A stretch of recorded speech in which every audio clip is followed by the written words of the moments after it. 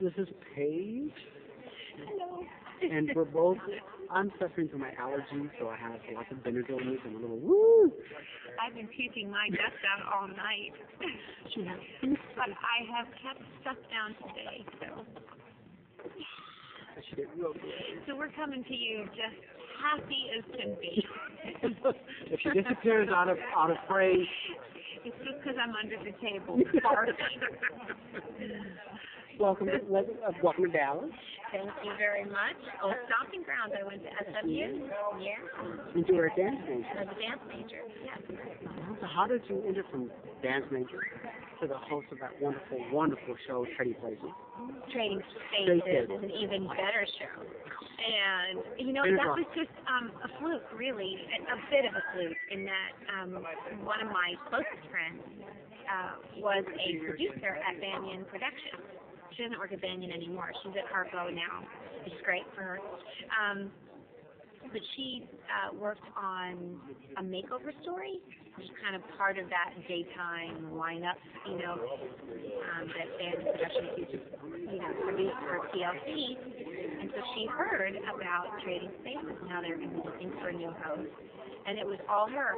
She just said, you are in perfect position. You have to send me your resume. You have to call them. You have to audition. You have to. I was like, I've never hosted anything. I've never done TV, and I don't know anything about it. She said, I just know you're right for this. And it was really at her complete and utter persistence and insistence that I sent in my picture and resume. And of course, it did nothing because my whole resume was theater, all musical theater background. So, you know, when I call and say, "Do you have a picture and resume?" and they're like, "Yes, we got it. Thank you. We have it on file." You know, we'll call you.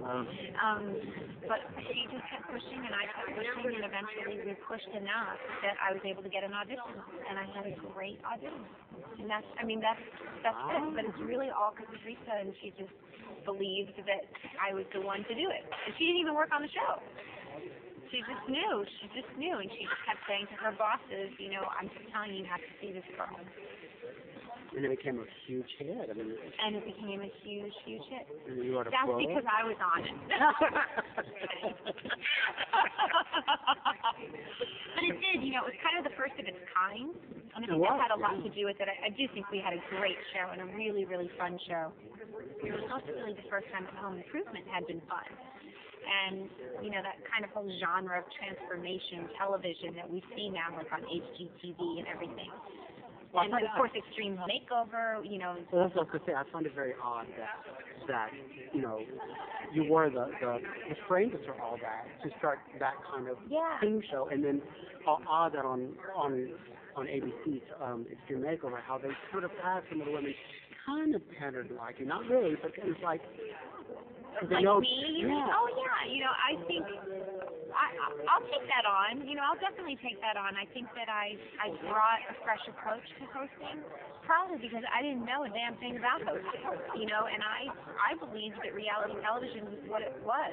I was told that I was going to show up, and we were going to do 2 rooms in 2 days, spending $1,000 in each room, and we were going to capture it on camera. And so that's what I did. You know, it never occurred to me that I had to be a host. It never occurred to me that I had to act a certain way or be a certain way. I just was myself. And it worked. I mean, and that's what everybody did, you know, on set. You know, that's because we were sort of the first of our kind in that time frame. We didn't try to be Trading Spaces. We didn't try, you know, Doug didn't try to be the next Doug. Ty didn't try to be the next Ty. I didn't try to be the next Paige. We just were. And so, no, I take a lot of credit for people, you know, just kind of falling in love with who we were, you know, and watching how much fun we had. And, yeah, I think people really, they could see our friendship, you know, in on camera. They could see what our friendship was off camera. I agree. Yeah. I agree. I totally agree. So how did it feel what was your feelings like when they told you, I wish I could be on Broadway in Chicago? Well, it was a wonderful feeling for a number of reasons. One, it was homecoming, because I had actually been on Broadway in Chicago, but I'd only ever understudied Broadway. I was in the ensemble of Chicago. I did the national tour. I did the Portugal Company of Chicago. And I'd always played Annie. She's the one that does the arsenic monologue. Where she kills her Mormon husband with arsenic because he has 6 wives. And I covered Roxy. So I had a costume already. I had everything. So when, that was kind of a big incentive to do Trading Spaces for me, to try to break into television that way a little bit, was because I wanted to be the Roxy, So that was great. And when I went back into the Broadway company, at that point, it had sort of become a conglomeration of all the other companies that I had been with. That show is like a revolving door. I mean, people just come and go, We never say goodbye. Whenever we do Happy Trails, it's always such a joke. Happy Trails until next week. Like people always come back. And when I went into the company, it really was like all people I'd already worked with. So it was like coming home to family, and it was the first time I'd ever actually starred on Broadway, which was so exciting and like just a dream come true. It's such a cliche phrase, but it actually was what I dreamt about since I was 12. And I couldn't believe it. I just couldn't believe it. I have friends who live in New York who saw you in the show and they loved you. They loved what you did, but a total different you, sort of different shade, a total different subtext than the other women. Because someone is famous for what they played, and you're famous as well. Did you give it a total different you? Look, they all went, wow. I think that I did the Roxy that I was able to do. I think that in essence, I'm probably still a little too young to play Roxy. A little bit. I'm 37.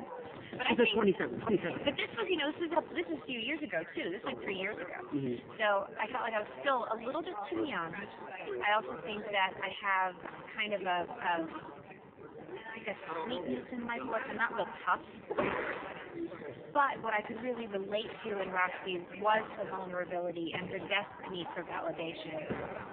And so I played who my Roxy was, and I brought that truth there. I played her true love of Amos, that she just could never get out of her own way to have, to receive from him. And I definitely brought out a lot of things in Roxy I think that most people don't focus on.